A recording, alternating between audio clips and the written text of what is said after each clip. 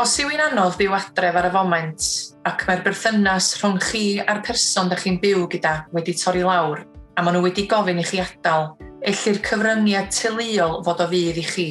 Os yw yn ddiogel i chi aros lle rydych chi, gallwn gynnig eiriolaeth mwyn i chi a'ch teulu gymryd rhan mewn cyfryngiad teuluol. Mae cyfryngiad teuluol yn ffordd wych o ddatrys problemau rhwng pobl ifanc a'i teuluoedd mewn ardal saff a ddi-farn. Yw galluogi dderbyn cefnogaeth i barhau i aros adref hyd yn oed yn y tymor byr tra bod chi'n chwilio am gartref arall.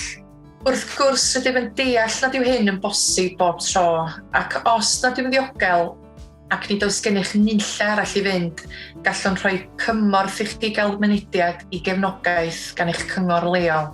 Rydym yn cynnig cefnogaeth arall hefyd os yw'n anodd i chi dalu rhent, neu os oes gennych broblemau gyda'ch tenantiaeth ac rydych yn poeni am bod ych mynd i golli eich cartref, gallwn rhoi cyngor a gwybodaeth ar sut i ddarganfod cefnogaeth arbenigol yn eich ardal leol chi.